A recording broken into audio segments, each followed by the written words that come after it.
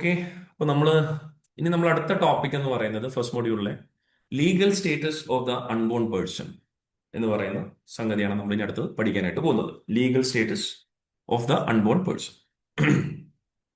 അപ്പൊ അതില് നമ്മൾ ഓൾറെഡി നമ്മൾ കഴിഞ്ഞ സെഷനിൽ നമ്മൾ ഓൾറെഡി ആരാണ് പേഴ്സന്റെ ക്യാരക്ടറിസ്റ്റിക്സ് അങ്ങനെയുള്ള കുറച്ച് കാര്യങ്ങളൊക്കെ നമ്മൾ ഡിസ്കസ് ചെയ്തായിരുന്നു. അപ്പൊ അതിൽ നമ്മൾ കോർപ്പറേറ്റ് പേഴ്സണാലിറ്റി അല്ലെങ്കിൽ നമ്മൾ തിയറീസ് ഓഫ് കോർപ്പറേറ്റ് പേഴ്സണാലിറ്റി ഒക്കെ നമ്മൾ പഠിച്ചു.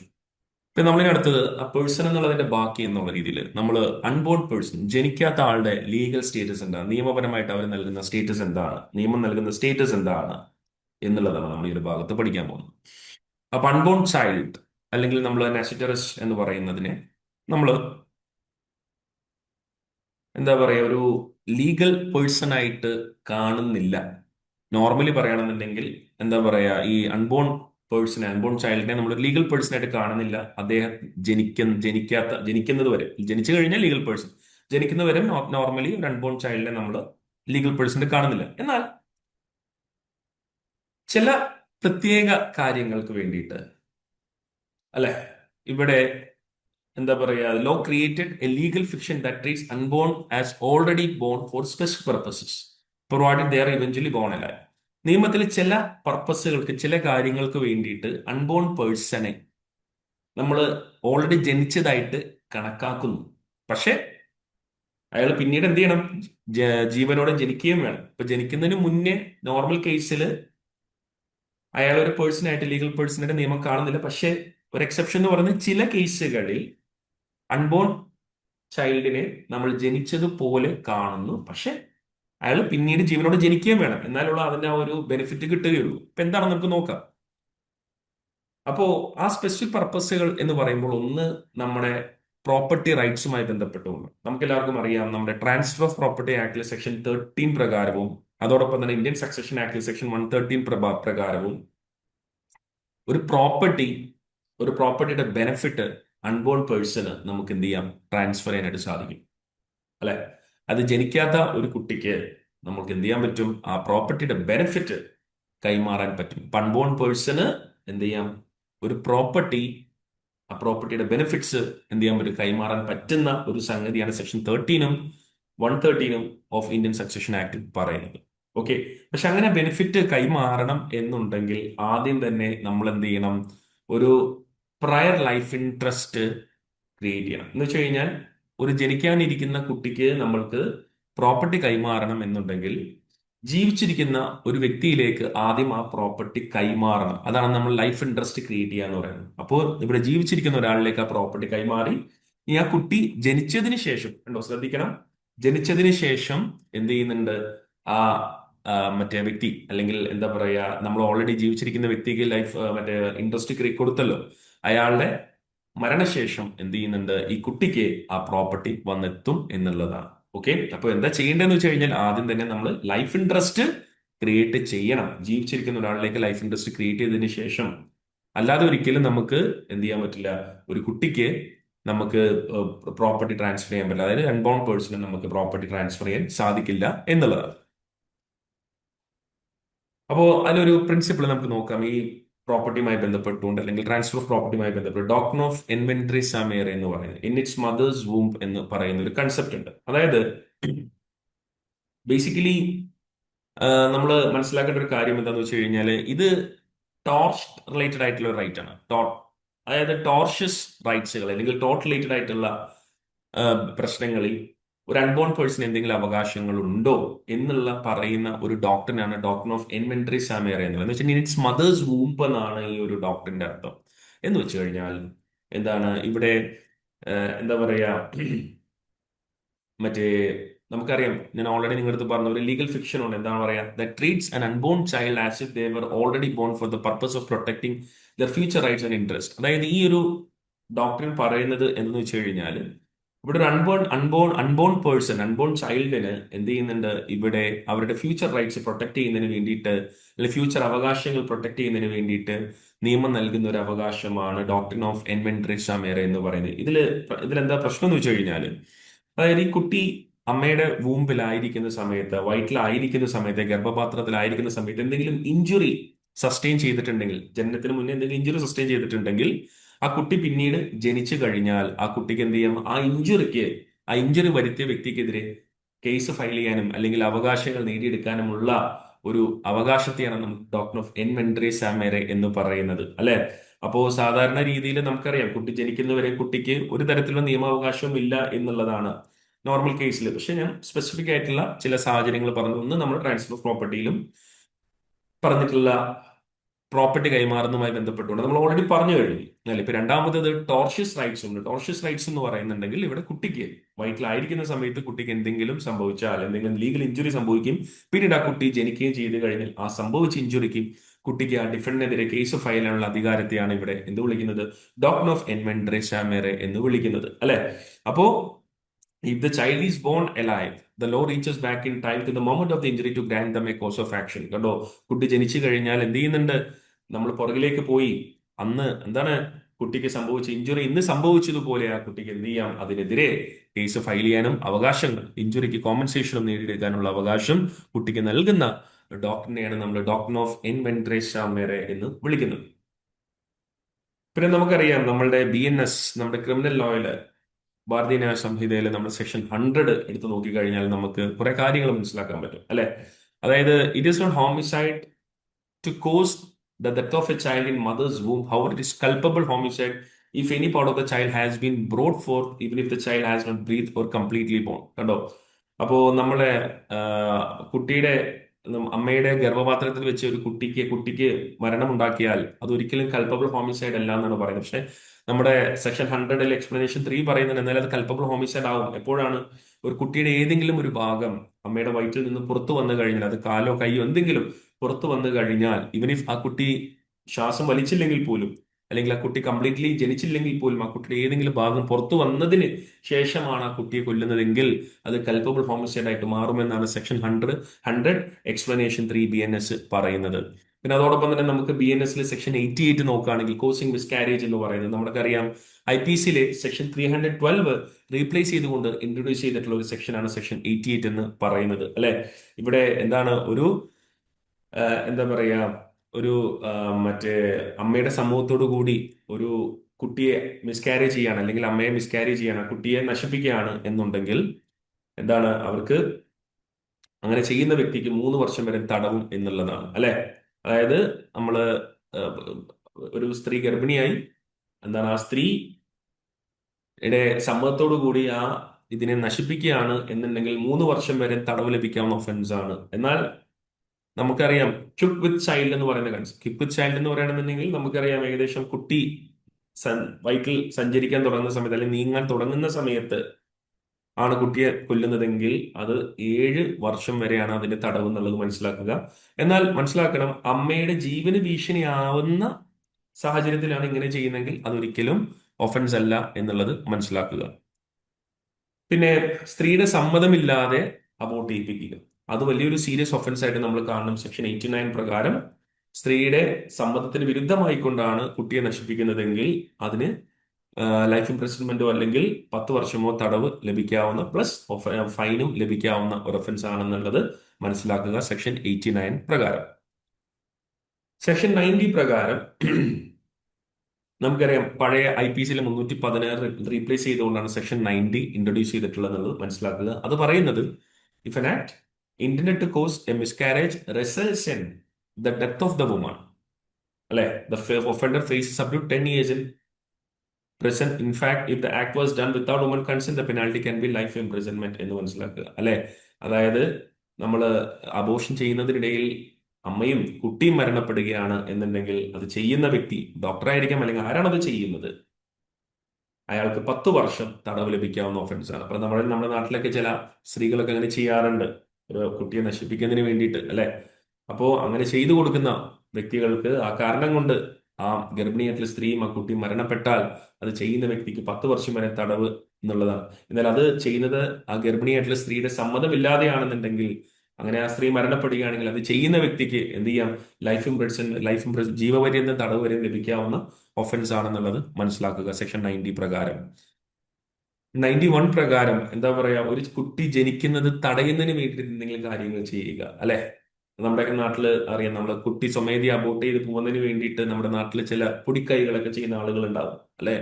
അപ്പൊ അങ്ങനെ കുട്ടി ജീവനോട് ജനിക്കുന്നത് തടയുക, അല്ലെ, അല്ലെങ്കിൽ എന്താ പറയാ, ആ കുട്ടി ജനിച്ചാൽ ഉടൻ തന്നെ മരിക്കുന്നതിന് വേണ്ടിയിട്ടുള്ള എന്തെങ്കിലും പൊടിക്കൈകൾ ചെയ്യുന്ന വ്യക്തികളുണ്ടെങ്കിൽ സെക്ഷൻ 91 പ്രകാരം അതിന് 10 വർഷം തടവും ഫൈനുമാണ് ലഭിക്കുന്നത് എന്നുള്ളത് മനസ്സിലാക്കുക. സെക്ഷൻ 91 പ്രകാരം, ഓക്കെ, നമ്മുടെ പഴയ IPC പ്രകാരം അത് സെക്ഷൻ 315 ആയിരുന്നു, അത് മാറ്റിക്കൊണ്ട് സെക്ഷൻ 91 ഇതാ ഇൻട്രൊഡ്യൂസ് ചെയ്തിരിക്കുകയാണ്.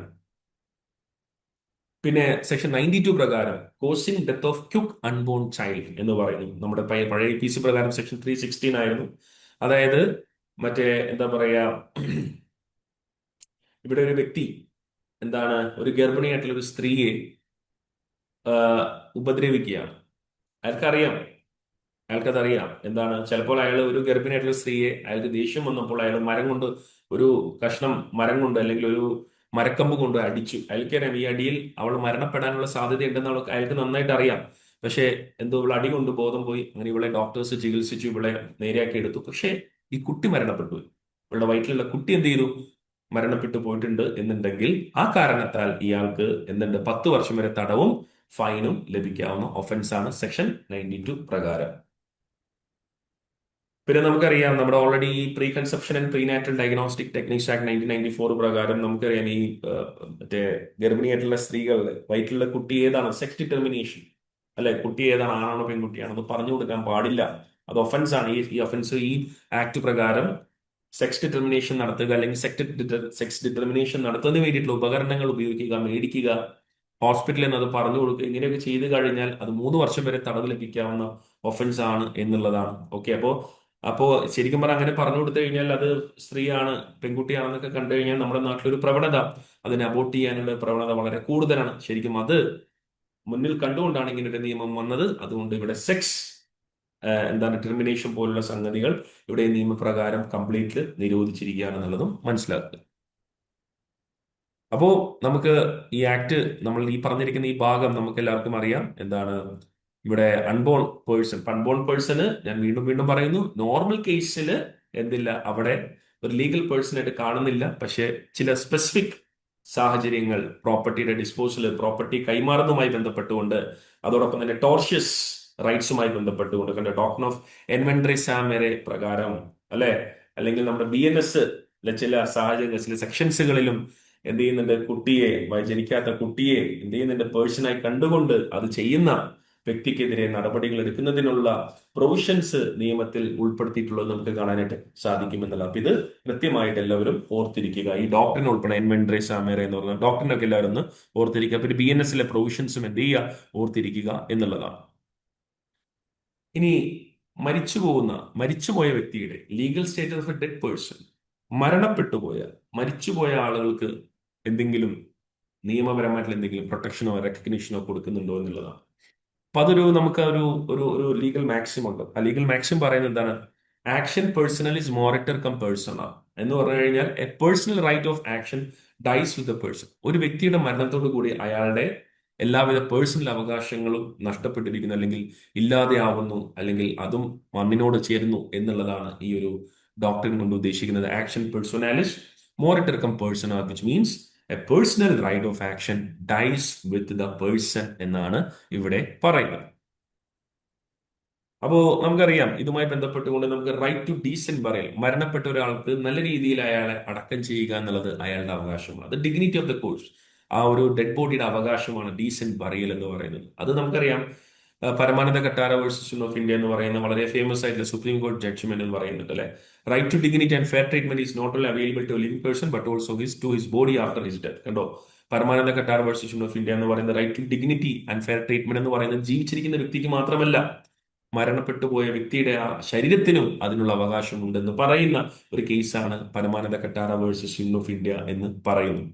നമുക്കറിയാം, സെക്ഷൻ 301 BNS പ്രകാരം എന്ത് ചെയ്യുന്നുണ്ട്, ഇവിടെ ബറിയൽ പ്ലേസസിലേക്ക് കടന്നു കയറുന്നത്, അല്ലെ, മറ്റേ മറ്റേ എന്താണ്, നമ്മുടെ ബോഡി അടക്കിയിട്ടുള്ള സ്ഥലങ്ങളിലേക്ക്, ശവപ്പറമ്പിലേക്ക് അതിക്രമിച്ച് കയറുന്നത് നിയമവിരുദ്ധമാണ്. 301 പ്രകാരം ഒഫൻസ് ആണ്, അല്ലെ. അവിടെ പോയിട്ട് കുഴിക്കുക, അല്ലെങ്കിൽ മരണപ്പെട്ട ആളുടെ ശവം തോണ്ടിയെടുക്കുക, ഇങ്ങനെയുള്ള നിയമവിരുദ്ധമായിട്ടുള്ള പ്രവർത്തനങ്ങൾ, നിയമം പറയുന്ന ഘട്ടത്തിലുള്ള കാര്യങ്ങളല്ല, പറയാത്ത ഘട്ടങ്ങളിൽ ഇങ്ങനെ ചെയ്യുന്നത് ശരിക്കും 301 BNS പ്രകാരം ഒഫൻസ് ആണ്, ട്രസ്പാസിംഗ് ആണ്. പിന്നെ അതോടൊപ്പം തന്നെ നമുക്കറിയാം ശവപ്പറമ്പിൽ അതിക്രമിച്ച് കയറുന്നത് ട്രസ്പാസിംഗ് ആയിട്ട് 301 BNS പ്രകാരം കാണുന്നു. പിന്നെ അതോടൊപ്പം തന്നെ നമ്മൾ എന്താ പറയുക, ഹ്യൂമൻ കോർപ്സിനെ, നമ്മുടെ ശവശരീരത്തെ, ഡെഡ് ബോഡിയെ എന്താ പറയുക, മോശപ്പെടുത്തുന്ന രീതിയിൽ കാര്യങ്ങൾ ചെയ്യുക.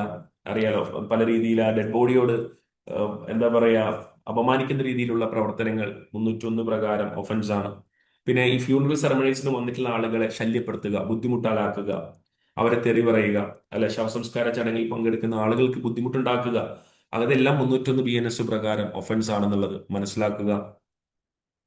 പിന്നെ പോസ്തുമസ് ഡിഫമേഷൻ എന്ന് പറയുന്ന കേസ്, അതായത് മരിച്ചുപോയ ആളെ വ്രണപ്പെടുത്തുന്ന രീതിയിൽ, അയാളെ ഡിഫെയിം ചെയ്യുന്ന രീതിയിൽ, അത് ഡിഫെയിം ചെയ്യുന്നത് ഒഫൻസ് ആണെന്നുള്ളൊരു ചോദ്യം. മരിച്ചുപോയ ആളെ കുറിച്ച് നമ്മൾ മോശം പറയുക, അതൊരു ഒഫൻസ് ആണ്. മരിച്ചുപോയ ആളെ കുറിച്ച് മോശം പറഞ്ഞാൽ എന്താണ്, അയാൾക്ക് എന്ത് സംഭവിക്കാനാണ് എന്ന് നമ്മൾ പലപ്പോഴും ചിന്തിക്കാറുണ്ട്. പക്ഷെ അത് ഒഫൻസ് ആണോ എന്നുള്ളതൊരു ചോദ്യമുണ്ട്. നമുക്കറിയാം റെപ്യൂട്ടേഷൻ എന്ന് പറയുന്നത് ഒരു വ്യക്തിയെ സംബന്ധിച്ചിടത്തോളം അയാളുടെ ഒരു പ്രോപ്പർട്ടിയാണ്, പേഴ്സണൽ പ്രോപ്പർട്ടിയാണ്, അല്ലെ?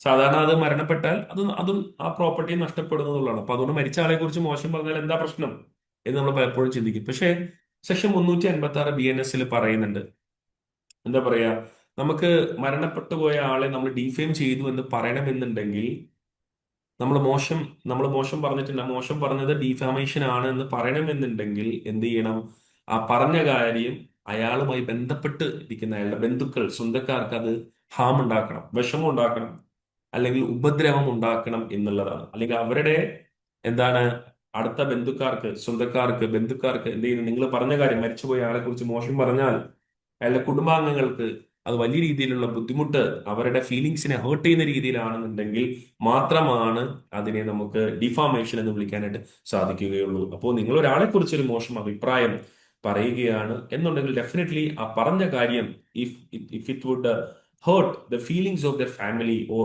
അതർ നിയർ റിലേറ്റീവ്സ്, അങ്ങനെയാണെന്നുണ്ടെങ്കിൽ മാത്രമാണ് അത് എന്ത് ചെയ്യുക, ആ പറഞ്ഞ വ്യക്തിക്കെതിരെ സെക്ഷൻ 356 BNS പ്രകാരം നടപടി എടുക്കാനുള്ള പ്രൊവിഷൻ ഉള്ളൂ എന്ന് മനസ്സിലാക്കുക. ഓക്കെ. തന്നെ നമുക്കറിയാം വിൽ, ടെസ്റ്റമെന്ററി സക്സഷൻ. നമുക്കറിയാം ഒരു മരിച്ചുപോയ ഒരാളുടെ, അല്ലെ, അയാളെ മരണത്തോടു കൂടി അയാളെ നമ്മൾ വ്യക്തിയായിട്ട് റെക്കഗ്നൈസ് ചെയ്യുന്നില്ല എന്ന് പറഞ്ഞു. കാരണം അയാളുടെ എല്ലാ അവകാശങ്ങളും അതുകൊണ്ട് കഴിഞ്ഞു എന്നുള്ളതാണ്.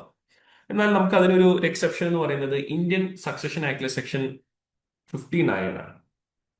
അതായത് എന്താ പറയുക, മൈനർ അല്ലാത്ത ഏതൊരു വ്യക്തി, സൗണ്ട് മൈൻഡ് ആയിട്ടുള്ള ഒരു വ്യക്തി മരണപ്പെടുക, അപ്പൊ മരിക്കുന്നതിന് മുന്നേ അയാളുടെ പ്രോപ്പർട്ടി ഏത് രീതിയിൽ പോകണം എന്നുള്ള രീതിയിൽ അയാൾ വില്ല് എഴുതി വെക്കുന്നുണ്ടെങ്കിൽ ആ അയാളുടെ ആ ഇംഗിതം, അയാളുടെ ആഗ്രഹം എന്ത് ചെയ്തു, നിയമം നടപ്പിലാക്കണം എന്നാണ് സെക്ഷൻ 59 പറയുന്നത്. അപ്പോ ഇവിടെ ലോ എന്ത് ചെയ്യുന്നുണ്ട്, ഒരാളുടെ ഓട്ടോണമി, അവകാശത്തെ അല്ലെങ്കിൽ അയാളുടെ സ്വാതന്ത്ര്യത്തെ എന്ത് ചെയ്യുന്നുണ്ട്, ഇവിടെ റെസ്പെക്ട് ചെയ്യുന്നുണ്ട്. അപ്പോ അയാൾ എഴുതി വെച്ച അയാളുടെ ആഗ്രഹം എന്താണോ അത് നിയമപരമായിട്ട് നടപ്പിലാക്കണം എന്നുള്ളതാണ് section 59 of Indian succession act പറയുന്നത് എന്ന് മനസ്സിലാക്കുക. So by enforcing a will, the state honors the labor and decision of the deceased, ensuring that dependents are cared for according to the specific wishes എന്നുള്ളത് മനസ്സിലാക്കുക. അപ്പൊ ഈ legal പേഴ്സണെ നിയമപരമായി, dead പേഴ്സണെ ലീഗൽ റൈറ്റ് ഉണ്ടോ അല്ലെങ്കിൽ ലീഗൽ പേഴ്സണെ റെക്കഗ്നൈസ് ചെയ്യുമെന്ന് വെച്ച് കഴിഞ്ഞാൽ നോർമൽ കേസിലില്ല. പക്ഷെ നമ്മൾ നേരത്തെ മുന്നേ സ്ലൈഡിൽ പഠിച്ച പോലെ ഡിഫാമേഷൻ പോലുള്ള സാഹചര്യങ്ങളിൽ, അതോടൊപ്പം തന്നെ ഇത് വില്ല് പോലുള്ള സംഗതികൾ ഇതിന് എക്സെപ്ഷൻ ആണെന്നുള്ളത് മനസ്സിലാക്കുക. വില്ല് എഴുതി വെച്ചിട്ടുണ്ടെങ്കിൽ എന്ത് ചെയ്യണം, നമ്മൾ നിയമം അതിനെ റെസ്പെക്ട് ചെയ്യണം, അല്ലെ? അയാളുടെ ഡിസിഷൻസ്, അയാളുടെ തീരുമാനം എന്താണോ എന്നുള്ളത് എന്ത് ചെയ്യണം, അയാളുടെ ആഗ്രഹപ്രകാരം തന്നെ നടപ്പിലാക്കണം എന്നാണ് സെക്ഷൻ 59 ഇന്ത്യൻ സക്സഷൻ ആക്ട് പറയുന്നത് എന്ന് മനസ്സിലാക്കുക. ഓക്കെ. അതോടൊപ്പം തന്നെ നമ്മൾ മനസ്സിലാക്കേണ്ട വേറൊരു കാര്യം, അപ്പോ നമ്മൾ ശ്രദ്ധിക്കേണ്ട കാര്യം എന്ന് വെച്ച് കഴിഞ്ഞാൽ വില്ല് ഒരു എക്സെപ്ഷൻ ആണ് എന്നുള്ളത് മനസ്സിലാക്കുക. പ്രോപ്പർട്ടി എന്താണ്, മരണപ്പെട്ട ആളുടെ പ്രോപ്പർട്ടി അയാൾക്ക് ഇഷ്ടമുള്ള രീതിയിൽ ആളുകൾക്ക് കൈമാറുന്നത് അയാൾ എഴുതി വെച്ചിട്ടുണ്ടെങ്കിൽ കൃത്യമായിട്ടും നിയമം എന്ത് ചെയ്യണം, അതിനെ റെസ്പെക്ട് ചെയ്യണം.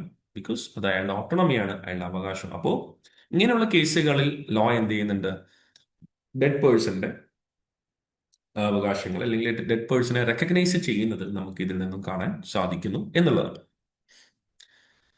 പിന്നെ നമുക്ക് അടുത്തത് ലീഗൽ സ്റ്റേറ്റസ് ഓഫ് ആനിമൽസ് ആണ്. മൃഗങ്ങളെ പേഴ്സൺ ആയിട്ട് കാണുന്നുണ്ടോ എന്നുള്ളതാണ് ചോദ്യം.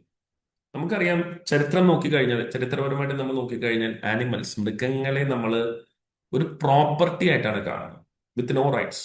ഒരാളുടെ പ്രോപ്പർട്ടി, ഒരാളുടെ വസ്തു, ഒരാളുടെ അവകാശം പ്രോപ്പർട്ടി ആയിട്ടാണ് കാണുന്നത്. പക്ഷെ ആ മൃഗത്തിന് യാതൊരുവിധ അവകാശമില്ല. അയാൾക്ക് ഇഷ്ടമുള്ള ആ പ്രോപ്പർട്ടി അല്ലെങ്കിൽ ആ മൃഗത്തെ ഉപയോഗിക്കാം, അയാളെ തല്ലിക്കൊല്ലാം, അയാൾക്ക് അതിന് ഭക്ഷണം കൊടുക്കാതിരിക്കാം, വെള്ളം കൊടുക്കുക, എന്ത് ചെയ്യാനുള്ള അവകാശം ആ ഉടമസ്ഥനുണ്ട് എന്നുള്ളതാണ്, അല്ലെ?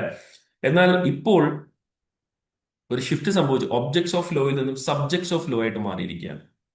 ഇപ്പോൾ മൃഗത്തെയും നിയമത്തിന്റെ ഭാഗമാവുന്ന രീതിയിൽ അവയോട് നമ്മൾ മോശമായി പെരുമാറിയാൽ നിയമപരമായിട്ടുള്ള നടപടിയിലേക്ക് പോകുന്ന ഒരു സാഹചര്യത്തിലേക്കാണ് ഇപ്പൊ നമ്മൾ കണ്ടുകൊണ്ടിരിക്കുന്നത്. അപ്പൊ അതിന്റെ അർത്ഥം എന്താണ്? മൃഗങ്ങളെയും നമ്മൾ വ്യക്തിയായിട്ട്, പേഴ്സൺ ആയിട്ട് കൊണ്ടു തുടങ്ങുന്നു, അല്ലെങ്കിൽ കണ്ടു തുടങ്ങുന്നു എന്ന് നമുക്ക് ഇതിൽ നിന്നും മനസ്സിലാക്കാം. ഇതിൽ നിന്ന് നമ്മൾ മനസ്സിലാക്കുന്ന എന്താണ്? നമ്മുടെ നിയമം മൃഗങ്ങളെ വ്യക്തിയായിട്ട് കാണും, അല്ലെ?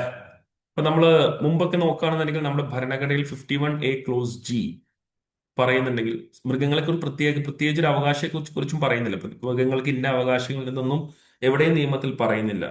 നമ്മുടെ 51A ക്ലോസ് ജിയിൽ, കോൺസ്റ്റിറ്റ്യൂഷനിൽ പറയുന്നത് വെച്ച് കഴിഞ്ഞാൽ നമുക്ക് ലിവിങ് ക്രിയേച്ചറോട്, ജീവിച്ചിരിക്കുന്ന നമ്മുടെ വസ്തുക്കളോട് അല്ലെങ്കിൽ മൃഗങ്ങളോട് നമുക്കൊരു കമ്പാഷൻ കാണിക്കണം എന്ന് മാത്രം, അത് നമ്മുടെ ഡ്യൂട്ടി ആണെന്ന് മാത്രം, ഒരു ഫണ്ടമെന്റൽ ഡ്യൂട്ടി എന്നുള്ള കാറ്റഗറിയിലാണ് 51A ക്ലോസ് ജിയിൽ പറയുന്നത്, അല്ലെ? അതല്ലാതെ പ്രത്യേകിച്ച് മൃഗങ്ങൾക്ക് എന്തെങ്കിലും അവകാശങ്ങൾ ഉണ്ടോ ഇല്ലയോ എന്നുള്ളത് പറയുന്നില്ല. എന്നാൽ നമുക്കറിയാം 1960 prevention of cruelty to animals act 1962 പ്രകാരം എന്ത് ചെയ്യുന്നുണ്ട്? ഇവിടെ മൃഗങ്ങൾക്ക് കുറെ സംരക്ഷണം നൽകുന്നുണ്ട്. പക്ഷെ ഒരിക്കലും മൃഗത്തെ ഒരു വ്യക്തിയായിട്ട് കാണുന്നില്ല ഇവിടെ. നമ്മളിപ്പോൾ IPC നോക്കുകയാണെങ്കിലും മൃഗങ്ങളെ, അല്ലെങ്കിൽ നമ്മുടെ ഈ prevention of cruelty to animals act ഒക്കെ നോക്കുകയാണെന്നുണ്ടെങ്കിൽ മൃഗങ്ങൾക്ക് കുറെ അവകാശങ്ങൾ, കുറച്ച് സംരക്ഷണങ്ങളൊക്കെ നൽകുന്നുണ്ട്. മുമ്പൊന്നും റൈറ്റ്സേ ഉണ്ടായിരുന്നില്ല. പിന്നീട് അത് മാറി മാറി മാറി മാറി ഓരോ നിയമത്തിനകത്ത് എന്ത് ചെയ്യുന്നുണ്ട്? ചില ചില അവകാശങ്ങൾ മൃഗത്തിന് കൊടുക്കുന്നുണ്ട്, ആനിമൽസിന് കൊടുക്കുന്നുണ്ട്. പക്ഷെ അവരൊരു വ്യക്തിയായിട്ട് കാണുന്നില്ല.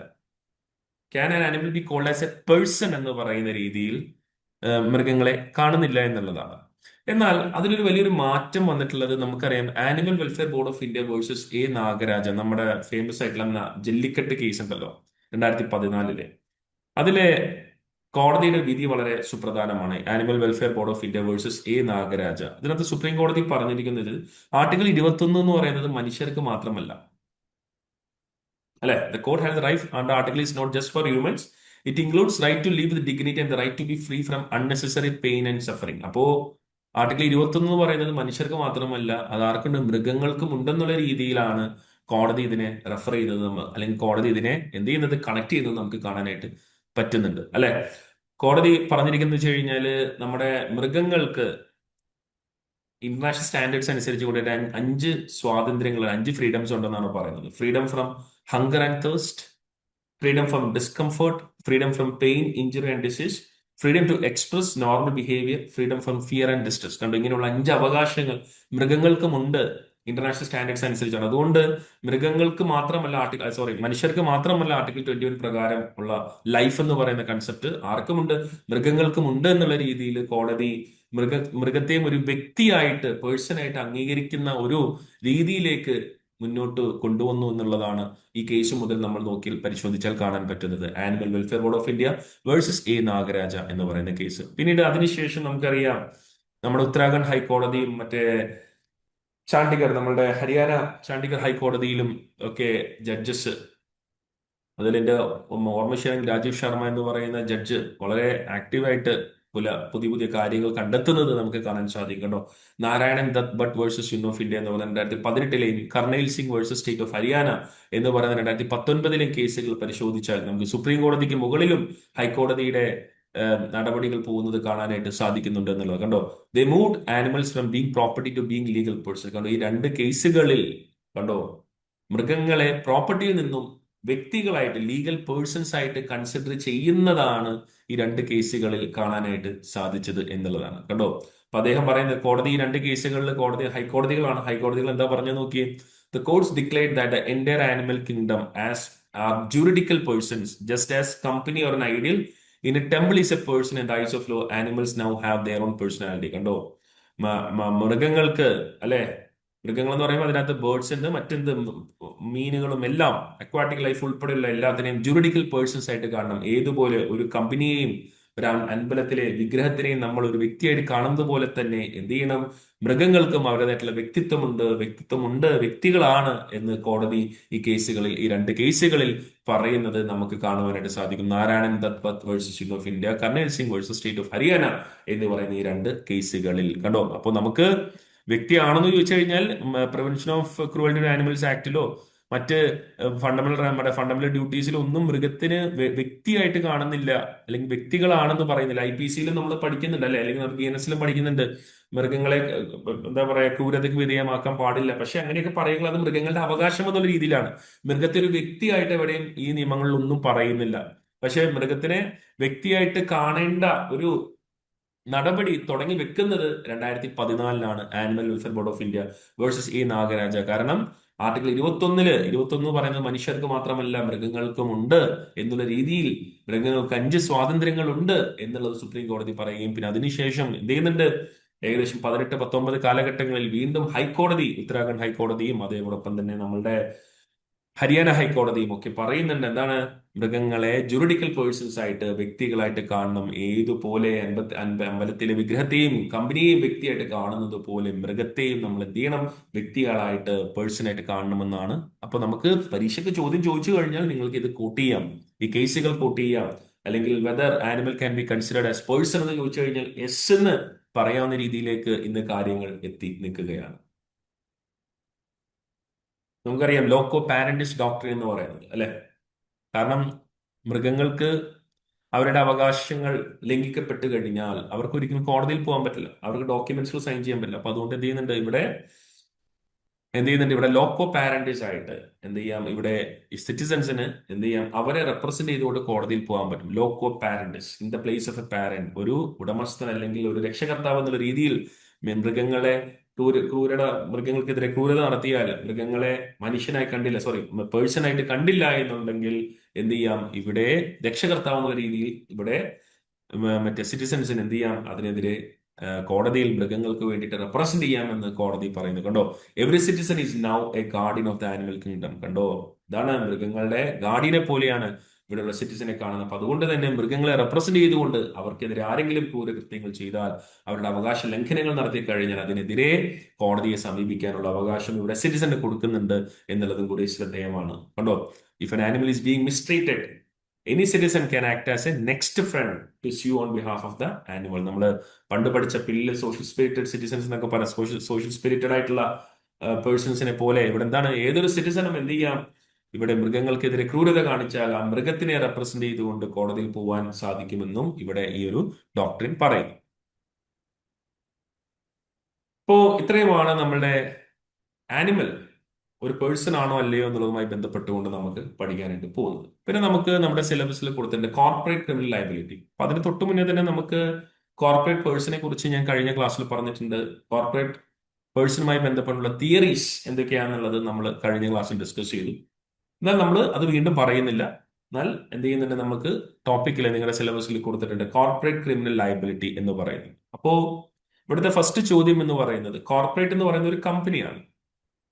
കമ്പനി എന്ന് പറയുന്നത് ഒരു ആർട്ടിഫിഷ്യൽ പേഴ്സൺ ആണ്. അപ്പൊ കമ്പനി എന്തെങ്കിലും ഒഫൻസ് നടത്തി കഴിഞ്ഞാൽ കമ്പനിയെ നമുക്ക് ജയിലിൽ അയക്കാൻ പറ്റുമോ, കമ്പനിയെ ജയിലിൽ അയക്കാൻ പറ്റുമോ എന്നുള്ളൊരു ചോദ്യമാണ്. അപ്പൊ നമുക്ക് അതിനുള്ള ഉത്തരം എന്ന് പറയുന്നത്, കമ്പനി എന്ന് പറയുന്നത് ഒരു ആർട്ടിഫിഷ്യൽ പേഴ്സൺ ആണ്. അപ്പൊ അതുകൊണ്ട് തന്നെ കമ്പനിയെ നമുക്ക് ക്രിമിനലി കൺവിക്ട് ചെയ്യണമെന്നുണ്ടെങ്കിൽ രണ്ട് ഫണ്ടമെന്റൽ പില്ലേഴ്സ് അതിനാവശ്യമാണ്, രണ്ട് ഫണ്ടമെന്റൽ എലമെന്റ്സ് ആവശ്യമാണ്. ഒന്ന് മെൻസ്രിയ എന്ന് പറയുന്നത് ഗിൽറ്റി മൈൻഡ് ആണ്.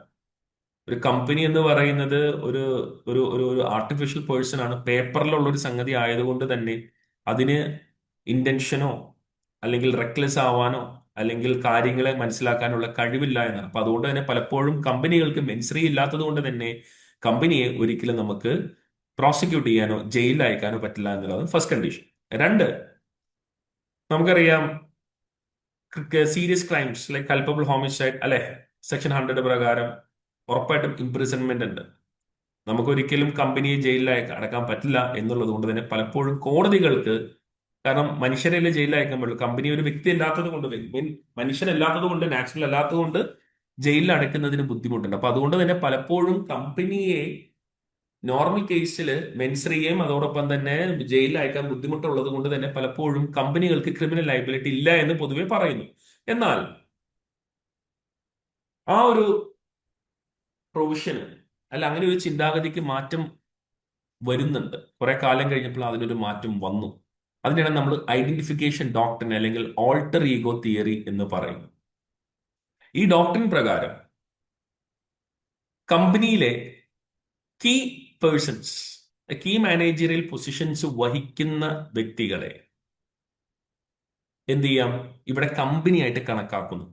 ബിക്കോസ് കമ്പനി എന്ന് പറയുന്നത് ഒരു പ്രസ്ഥാനം, ഒരു സ്ഥാപനം, ഒരു പേഴ്സൺ. പക്ഷെ അയാൾക്ക് മനസ്സില്ല. അയാൾ പ്രവർത്തിപ്പിക്കുന്നത് ആരാണ്? ആ കമ്പനിയിലെ ഏറ്റവും ടോപ്പ് മോസ്റ്റിലുള്ള കീ മാനേജറിയൽ പേഴ്സൺസ് ആണ്. അല്ലെ, അവരെയാണ് നമ്മൾ directing mind and will of the entity എന്ന് പറയുന്നത്. ഒരു കമ്പനിയുടെ മൈൻഡും വില്ലെന്ന് പറയുന്നത് അവരാണ്.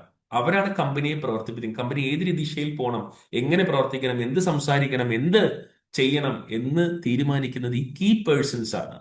ആ കമ്പനിയിൽ ഏറ്റവും പ്രമുഖമായിട്ടുള്ള സ്ഥാനം വഹിക്കുന്ന കീ മാനേജറിയൽ പേഴ്സൺസ് ആണ്, അല്ലെ? അപ്പോ കമ്പനിയുടെ മൈൻഡ്, കമ്പനിയുടെ നോളജ്, കമ്പനിയുടെ എന്താണ് നിരുത്തരവാദപരമായിട്ടുള്ള സമീപനം എന്ന് പറയുമ്പോൾ, അല്ലെങ്കിൽ കമ്പനിയുടെ മൊത്തത്തിലുള്ള സ്റ്റേറ്റ് ഓഫ് മൈൻഡ് എന്ന് പറയുമ്പോൾ, ഇത് ആർക്ക് നൽകാനായിട്ട് സാധിക്കും? ഈ കീ പേഴ്സൺസിന്, കീ മാനേജറൽ പേഴ്സൺസിന് നൽകാനായിട്ട് സാധിക്കും. കമ്പനി ഒരു നിയമവിരുദ്ധ പ്രവർത്തനം ചെയ്തു കഴിഞ്ഞാൽ അത് കമ്പനിയാണ് ചെയ്തതെന്ന് പറയാൻ പറ്റില്ല. അത് ആരാണ് ചെയ്തത്? കമ്പനി കൊണ്ട് ചെയ്യിപ്പിച്ചത് ആരാണ്? അവിടുത്തെ ഡയറക്റ്റിംഗ് മൈൻഡ് ആൻഡ് വിൽ എന്ന് പറയുന്ന അവിടുത്തെ കീ മാനേജർ പേഴ്സൺ ആണ്. അപ്പൊ കമ്പനി എന്ന് പറയുന്നത് എന്താണ്? അവിടുത്തെ വ്യക്തികളാണ്. അതാണ് ഓൾട്ടർ ഈഗോ എന്ന് പറയുന്നത്. കമ്പനിയുടെ ഫ്രണ്ടാണ്.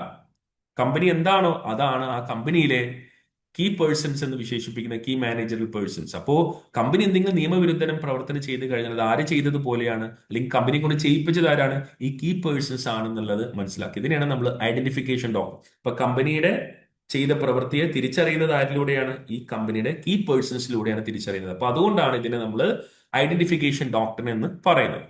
അപ്പോൾ ഇങ്ങനെ ഒരു കൺസെപ്റ്റ്, ഈ ഓൾട്ടർ ഈഗോ എന്ന് പറയുന്ന ഈ ഒരു കൺസെപ്റ്റ്, ഈ ഒരു ഡോക്ടറിനെ ഇൻട്രൊഡ്യൂസ് ചെയ്തത് രണ്ട് ഇംഗ്ലീഷ് കേസുകളിൽ നിന്നുമാണെന്നുള്ളത് മനസ്സിലാക്കുക. ഒന്ന് Lennard's carrying company limited versus Asiatic petroleum company limited എന്ന് പറയുന്ന 1915 കേസും, പിന്നെ അതോടൊപ്പം തന്നെ Tesco super markets limited versus Nattrass എന്നറിയപ്പെടുന്ന രണ്ട് കേസുകളിൽ നിന്നുമാണ് നമ്മൾ എന്തിലേക്ക് എത്തുന്നത്? ഈ ഓൾട്ടർ ഈഗോ എന്ന് പറയുന്ന കൺസെപ്റ്റിലേക്ക് നമ്മൾ എത്തുന്നത്. ഇതിനകത്ത് എന്താ പറയാ, വിസ്കൗൺ ഹെല്ലാൻ എന്നറിയപ്പെടുന്ന ജഡ്ജ് ഫേമസ്ലി പറഞ്ഞിട്ടുണ്ട്. എന്താണ്? Corporation is an abstraction with no mind of its own. Its active and directing will must be sought in the person who is the very ego and the center of the personality of the corporation. കണ്ടോ, ഒരു company, ഒരു corporation എന്ന് പറയുന്നത് എന്താണ്? സ്വന്തമായി മനസ്സോ സ്വന്തമായി willow ഇല്ലാത്ത ഒരാളാണ്. പക്ഷേ എന്ത് ചെയ്യാൻ പറ്റും? ഇതിന്റെ മനസ്സും ഇതിന്റെ പ്രവർത്തനങ്ങളെ നമുക്ക് അറിയാൻ പറ്റുന്ന ആരിലൂടെയാണ്? ഇത് ചലിപ്പിക്കുന്ന വ്യക്തിയിലൂടെ നമുക്ക് അറിയാൻ പറ്റും. അവരാണ് ഈ കമ്പനിയുടെ വെരി ഫ്രണ്ട് അല്ലെങ്കിൽ വെരി ഈഗോ എന്ന് ഇവിടെ കോടതി പറയുന്നു. അപ്പോ ഈ കമ്പനിയുടെ മനസ്സും കമ്പനിയെ പ്രവർത്തിപ്പിക്കുകയും ചെയ്യുന്ന ചില വ്യക്തികളുണ്ട്. അവരാണ് ഈ കമ്പനിയുടെ നെക്സ്റ്റ് ഫ്രണ്ട് അല്ലെങ്കിൽ മറ്റേ എന്താണ് നമ്മൾ ഈ പറയുന്ന പോലെ കീ പേഴ്സൺ എന്ന് മനസ്സിലാക്കാനായിട്ട് സാധിക്കുന്നു. അവരാണ് ഈ കമ്പനിയുടെ യഥാർത്ഥ വ്യക്തിത്വം എന്ന് കോടതി പറയുന്നു. അപ്പോൾ ആ വ്യക്തികളെ നമുക്ക് എന്ത് ചെയ്യാൻ പറ്റും? ഇവിടെ നിയമവിരുദ്ധ പ്രവർത്തനം നടത്തി കഴിഞ്ഞാൽ പ്രോസിക്യൂട്ട് ചെയ്യാം, ജയിലിലടക്കാം. അപ്പൊ കമ്പനിയെ ജയിലിലടക്കാം എന്ന് വെച്ച് കഴിഞ്ഞാൽ കമ്പനിയെ ജയിലിലടക്കാം. അപ്പൊ കമ്പനിയെ നമ്മൾ എങ്ങനെ ജയിലിലടക്കും? കമ്പനിയിൽ കീ പേഴ്സണെ ജയിലടച്ചു കഴിഞ്ഞാൽ അതെന്താണ്? കമ്പനിയെ ജയിലിലടച്ചതിന് തുല്യമാണ് എന്ന് Lennard's carrying company limited versus Asiatic petroleum company ലിമിറ്റഡിൽ പറയുന്നു. കാരണം ഈ കേസിലാണ് ആദ്യമായിക്കൊണ്ട് ഈ പറഞ്ഞിട്ടുള്ള ഐഡന്റിഫിക്കേഷൻ ഡോക്ട്രിൻ, അല്ലെങ്കിൽ നമ്മൾ പറയുന്ന ഈ പറഞ്ഞിട്ടുള്ള എന്താണ് മറ്റേ ഓൾട്ടർ ഈഗോ എന്ന് പറയുന്ന ഈ തിയറി മുന്നോട്ട് കൊണ്ടുവരുന്നത്. അതോടൊപ്പം തന്നെ Tesco super markets limited versus Nattrass എന്നറിയപ്പെടുന്ന 1971 കേസും ഇതിനൊരു ലിമിറ്റാണ്. അതായത് ലോർഡ് ലീഡ് ഇംഗ്ലീഷ് കോടതിയിലെ വളരെ എന്താണ് ഒരു ഫേമസ് ആയിട്ടുള്ള ജഡ്ജാണ് ലോർഡ് ലീഡ് എന്ന് പറയുന്നത്. അദ്ദേഹം പറയുന്നുണ്ട്, കണ്ടോ, a store manager was not a directing mind because he was merely carrying out orders from above.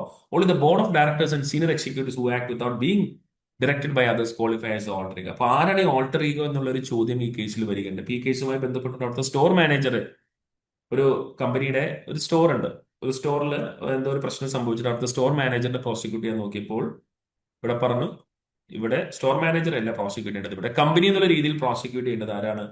കമ്പനിയുടെ ഏറ്റവും കീ മാനേജറൽ പേഴ്സൺസ് ആയിട്ടുള്ള. അവിടെ കമ്പനി ഒഫൻസ് ചെയ്തതിന് സ്റ്റോർ മാനേജർ ഇല്ല. അവിടെ കമ്പനി ഒഫൻസ് ചെയ്തത് കമ്പനി നമുക്ക് പ്രോസിക്യൂട്ട് ചെയ്യാൻ പറ്റില്ലല്ലോ. അപ്പൊ ആരെയാണ് പ്രോസിക്യൂട്ട് ചെയ്യുന്നത്? സ്റ്റോർ മാനേജറാണ്? അല്ല, അവിടെ കോടതി പറയുന്നു, ലോർഡ് റീഡ് പറയുന്നു, ആരാണ് ഓൾട്ടർ ഈഗോ എന്ന് പറയുന്നത്? ആരാണ്? കമ്പനിയുടെ ബോർഡ് ഓഫ് ഡയറക്ടേഴ്സ് അല്ലെങ്കിൽ സീനിയർ എക്സിക്യൂട്ടീവ്സ് ആണ്. കണ്ടോ, they are the alter ego. അവരാണ് കമ്പനിയുടെ ഫ്രണ്ട്, അല്ലെങ്കിൽ കമ്പനി കൊണ്ട് പ്രവർത്തിപ്പിക്കുന്നത്, കമ്പനി കൊണ്ട് കാര്യങ്ങൾ ചെയ്യിക്കുന്നത് ഇവരാണ്. ഇവർക്ക് മുകളിൽ ഒരു നിർദ്ദേശം നൽകാൻ ഒരാളില്ല. അതുകൊണ്ട് ഇവരാണ് ഏറ്റവും ടോപ്പ് മോസ്റ്റ് ആയിട്ടുള്ള ആളുകൾ.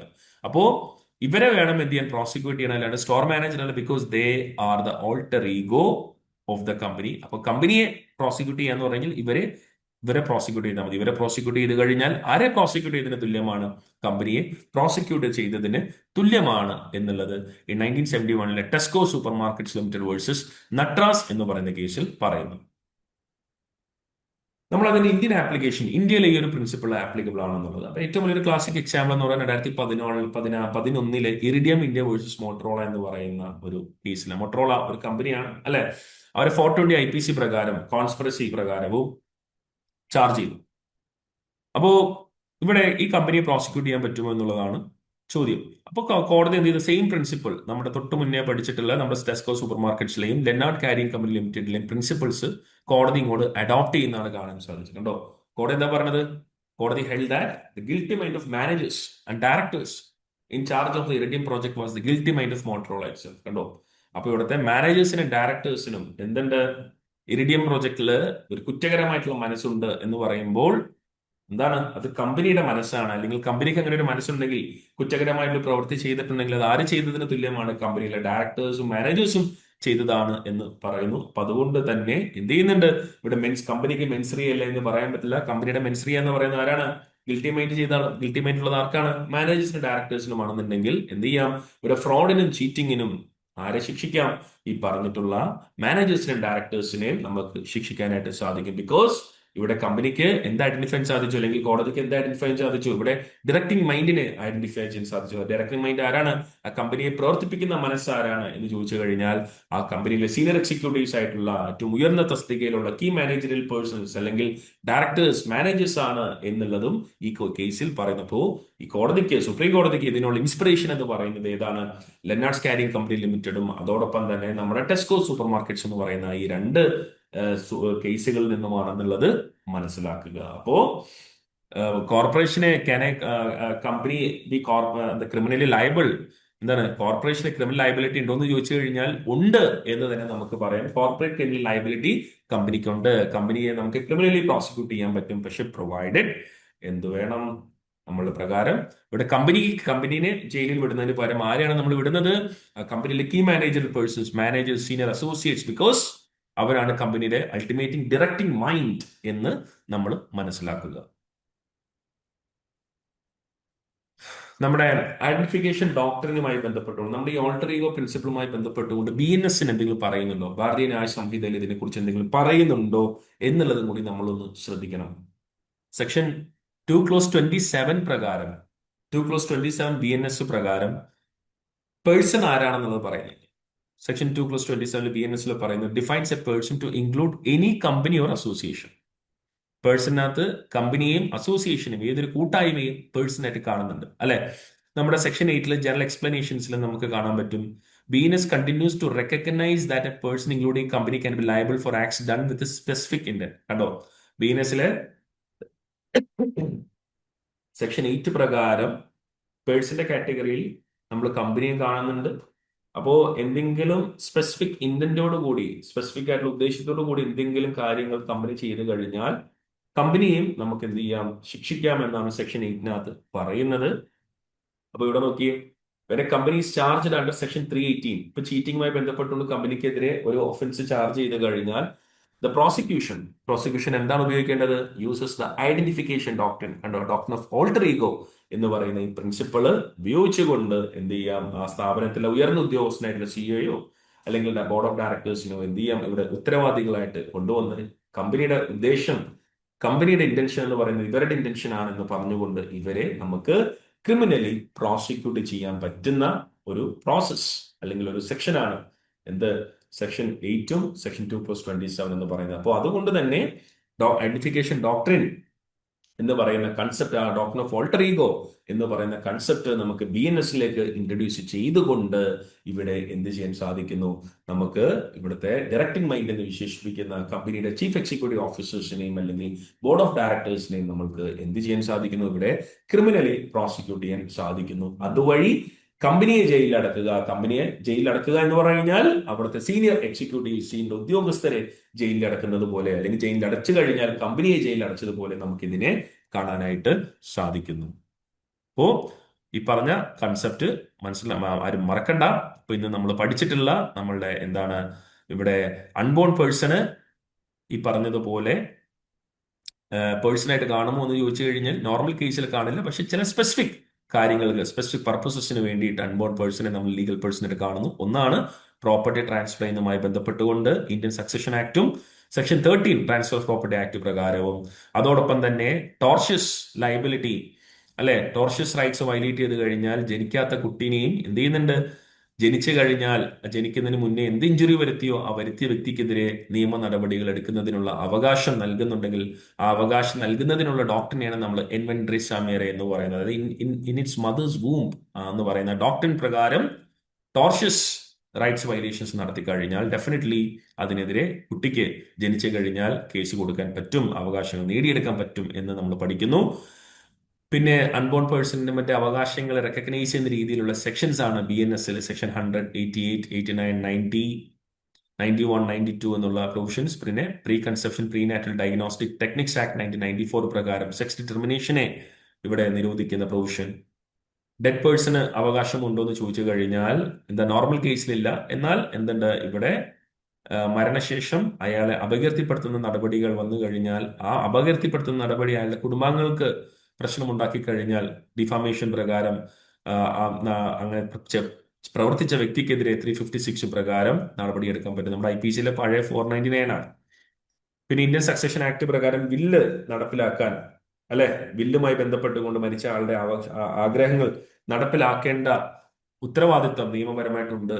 അതിനെ ചെയ്യിപ്പിക്കുന്ന എൻഫോഴ്സ് ചെയ്യുന്ന provision section 59 Indian succession act പ്രകാരമുള്ള പ്രൊവിഷൻ.